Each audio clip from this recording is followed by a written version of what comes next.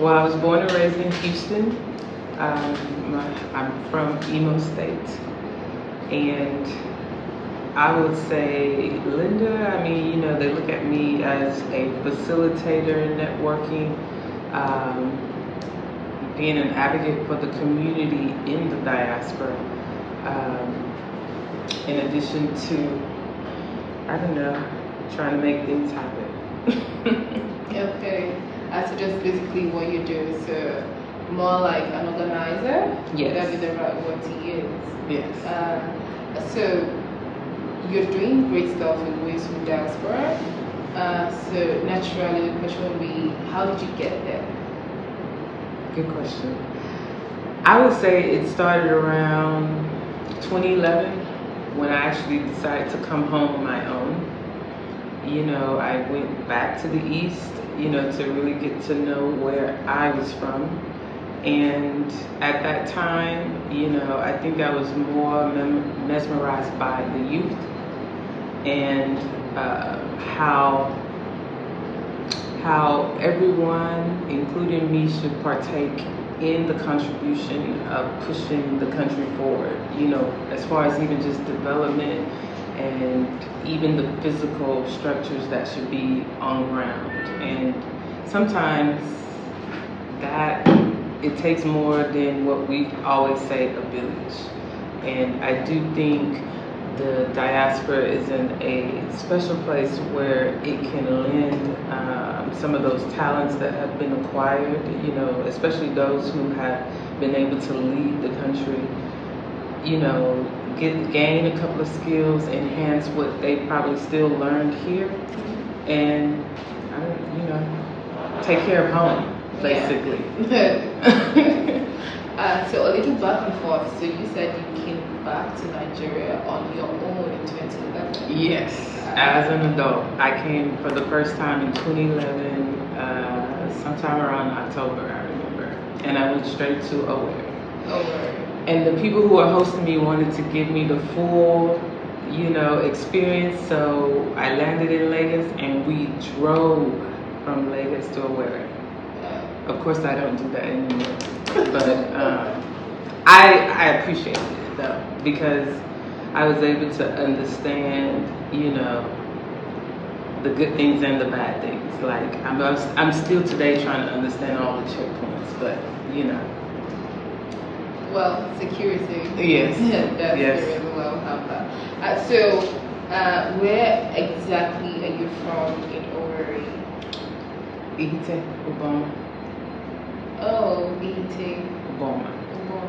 And did you meet relations? Mm-hmm. I actually went to my father's home, and which was very close to also where my mom grew up. So they grew up from the same village. So it was just, I'm gonna say, walking distance. So it was quite what they would say profound moment for me. I didn't come with my parents nor siblings. I was by myself. So. And you had a good time. I did. Okay. And I enjoyed the food. Even though it was the first place where I really enjoyed this shit. Nice. Okay, so let's come back to Who Diaspora. So, in your words, it was doing something for home, right? Yes. So, and although it's a book, I think with any project, it should be able to expand more in more ways. It should have different branches. Yes. And those branches, no matter what, should lead somehow to a working relationship with the country itself. So more like, what do I call this now? Not a phone book, but yeah, a repository of anything you really want out there. I mean, yeah, that's a way to look at it too. But yeah, just definitely a resource, for the community, both in the diaspora and to the home country. Even in the book, when I had to do a little research, at least researching the diaspora. See, I think obviously it's a known fact, but some people don't understand how powerful that fact is, that the type of money, the remittance that the diaspora sends to the country on how it partakes, that money literally has a spot in the economy. Like it makes up a percentage of the economy that keeps it going.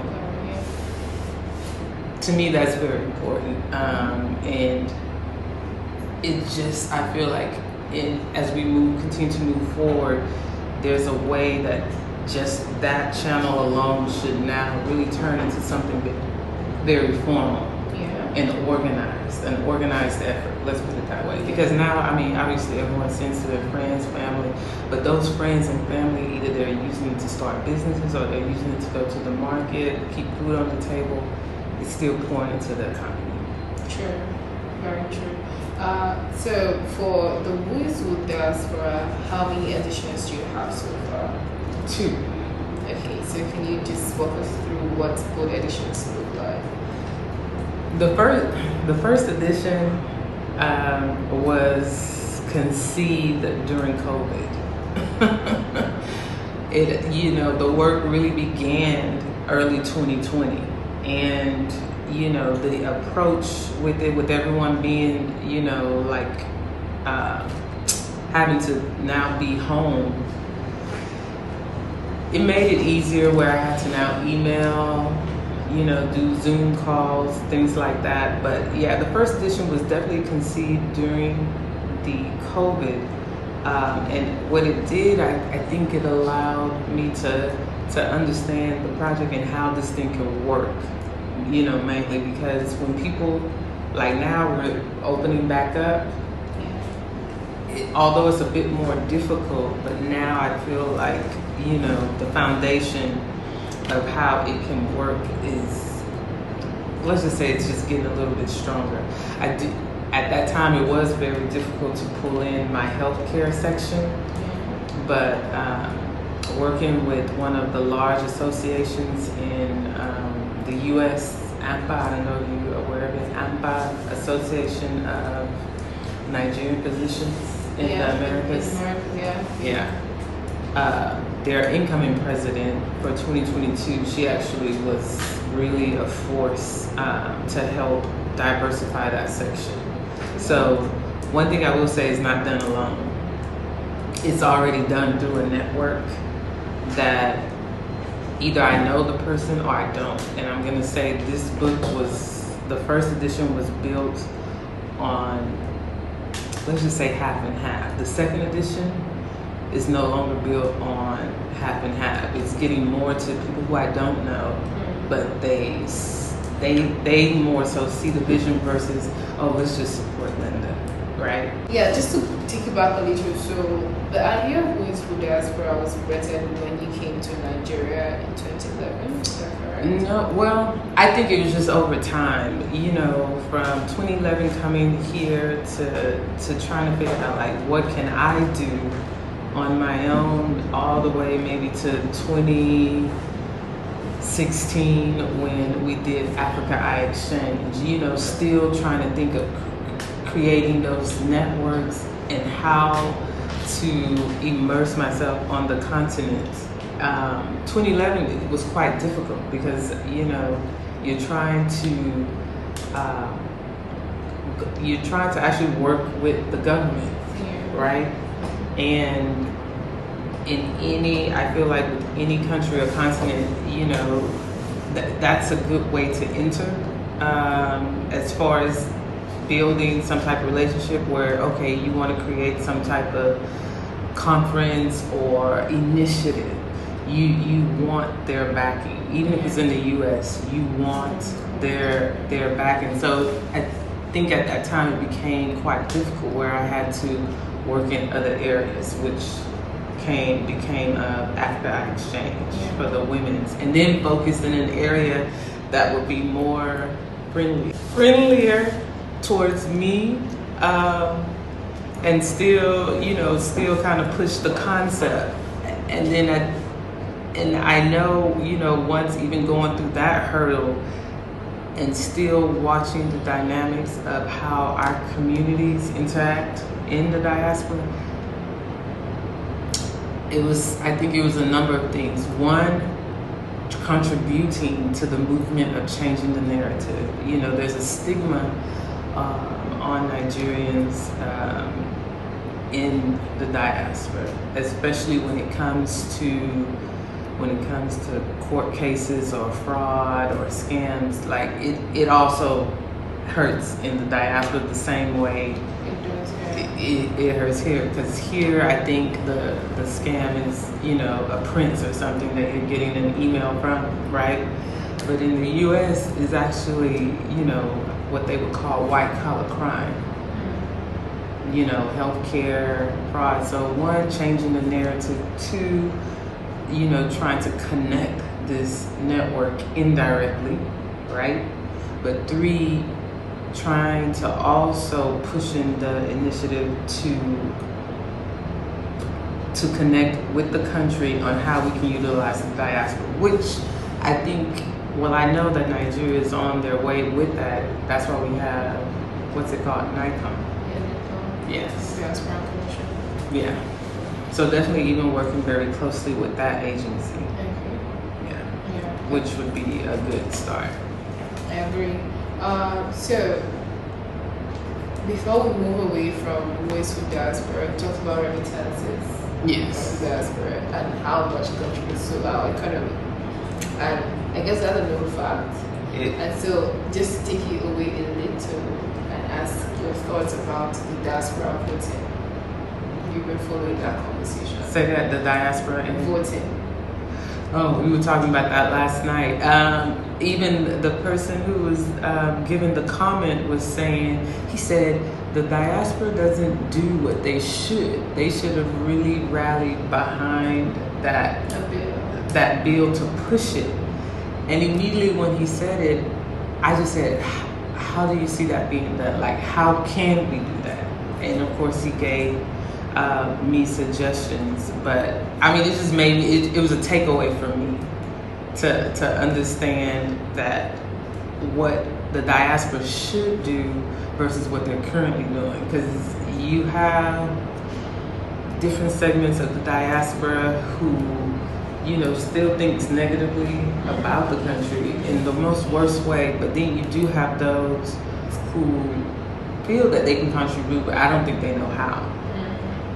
Okay, so what is how do you feel about it? I mean, do you think diasporans should get a chance to vote for what happens back home?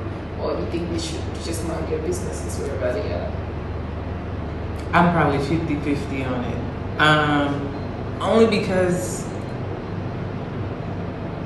some diasporans have not even been back to the country like in 30 years or more.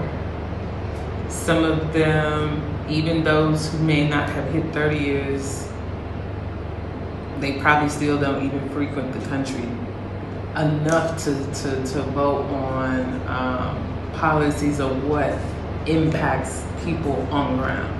So I'm all about being there. So I would say 50-50. I mean, but me, I would probably want to vote, based on like what I'm reading, like, oh no, I've been there, I've seen that, this definitely should change, Yeah.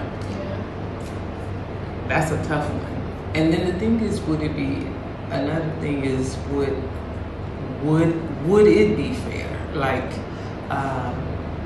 based on, the different groups that are being represented in the diaspora.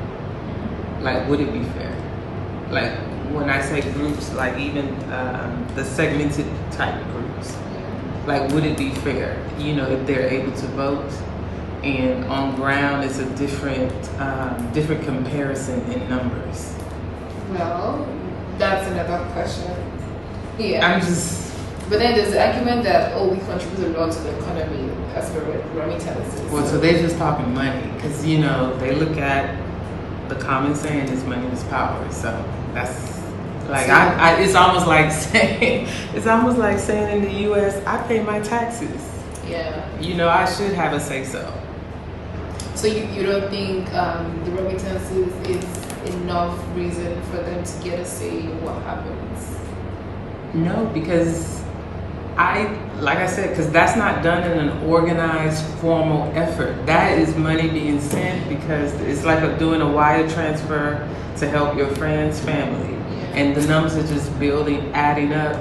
It's almost like an indirect thing that has happened. but it's not done in a truly organized effort like, oh, we're sending money for this initiative or we're sending money for this agency. Okay. No.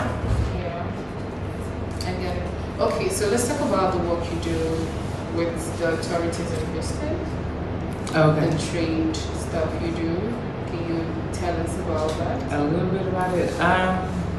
So yeah, I was introduced a few years back to the Mayor's International Trade and Development Council for Africa, and mainly what that council would do is host inbound delegations that came in from Africa.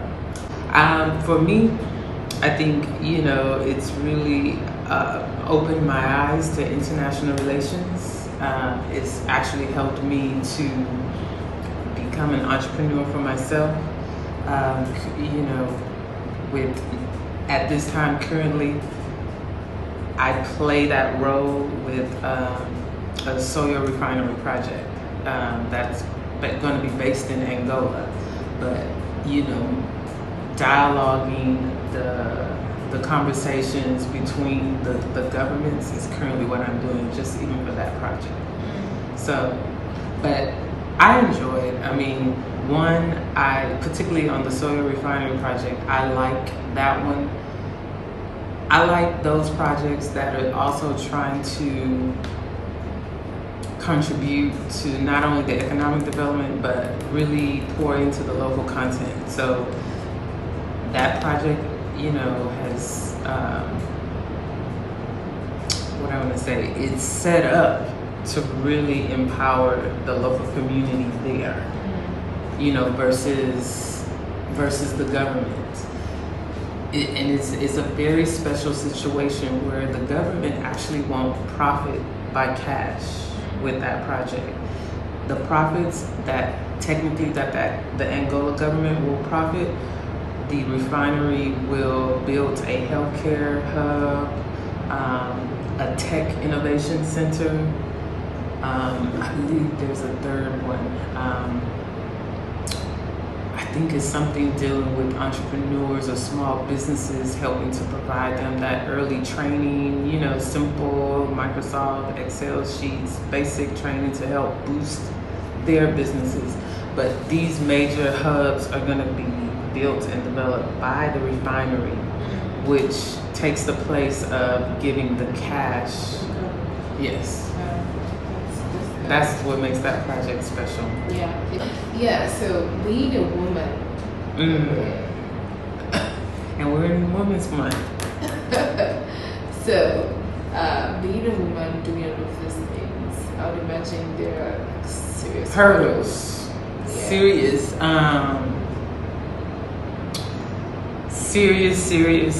hurdles.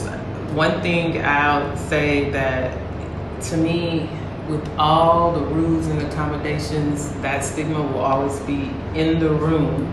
I just want to make sure I say that, because sometimes for me, like, I'm always smiling and laughing, but in those environments, I have to put on a different blender. Just because to me, it's more acceptable where, like, or I'm able to get more done without smiling more.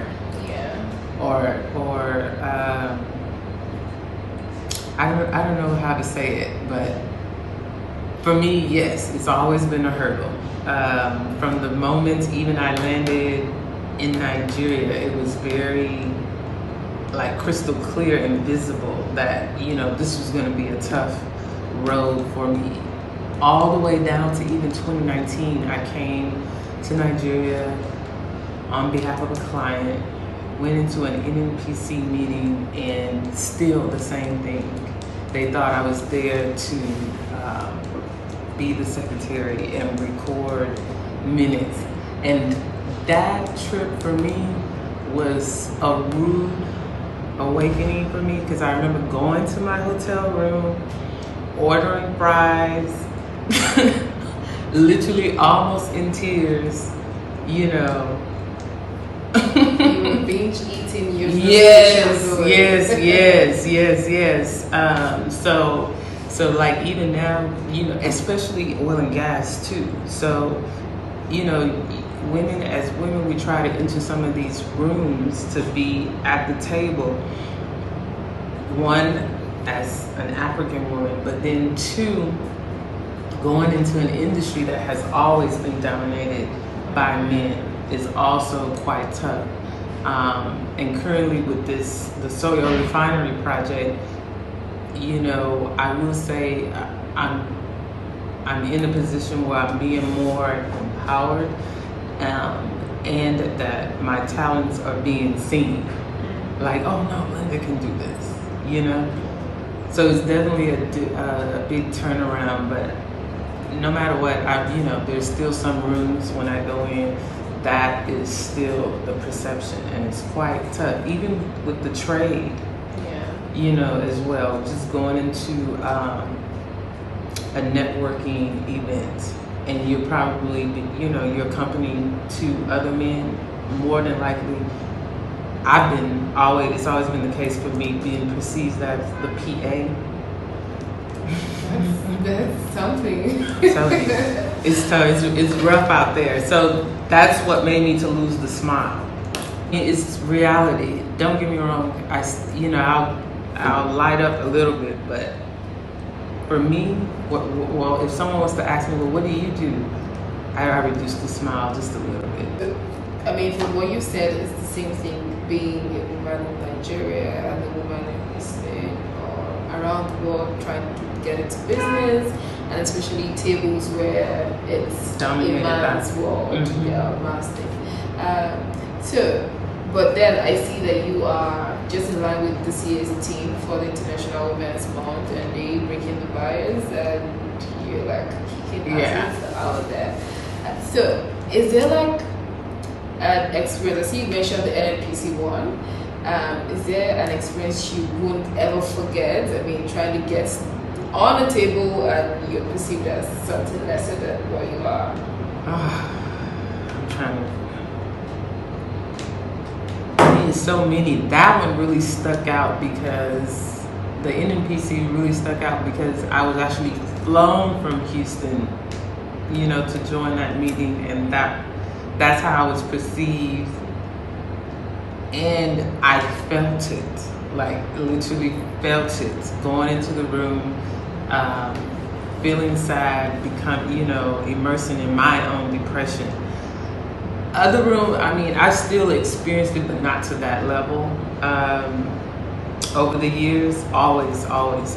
Whether it's dealing with an African delegation coming into Houston, or just a simple corporate conference room. I've always, and sometimes in conversation, I'll say, oh, is it because I'm a woman? And that always makes a man feel uncomfortable. Then they start to explain, oh no. So, and now there's the part where you're a woman doing this, and the other part is as a young person. A lot of people we see on our screen, they're like older people in their 60s, 70s, you're dominating, making decisions. And there's you, a young person sitting side by side there making those decisions. How does that make you feel? Does it come with some sense of fulfillment?